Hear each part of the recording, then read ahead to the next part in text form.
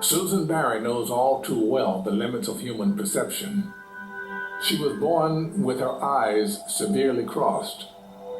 As a baby, her brain's attempts to fuse the separate two-dimensional images from each eye into one 3D image ran into serious trouble. Now, when I was little, being cross-eyed, if I, let's say, looked at the apple with my right eye, my left eye would be turned in and looking at something else, let's say this clock. So that would mean one eye is seeing the clock and one eye is seeing the apple. And the brain might interpret that to think that the clock and the apple were in the same place in space. Now, if you think about that, that's an untenable situation. Because how would you be able to know how to move and interact with things if you don't know where they are in space?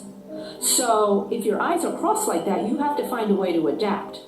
And one way to adapt, the way that I used, was I simply threw out the information from one eye, the eye that was turned. Susan had eye surgeries when she was a child, but they only changed her outward appearance. She could only see two dimensions.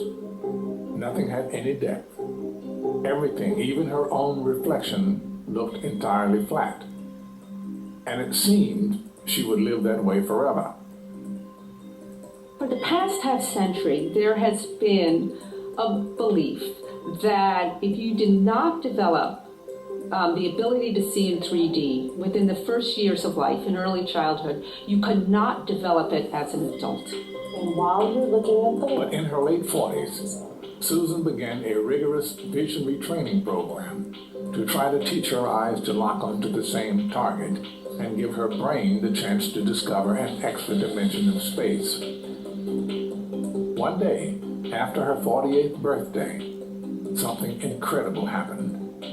I went out to my car, and I sat down in the driver's seat, and I went to look at the steering wheel, and it had popped out.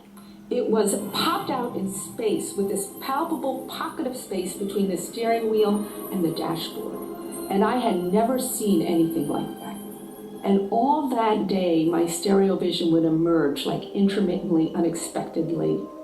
And it would be amazing. These sink faucets were really jutting out toward me, and I can remember just admiring the sink faucets and thinking that I had never seen an arc as beautiful as the arc of those sink faucets. The sudden appearance of this extra dimension was a revelation to Susan Barry.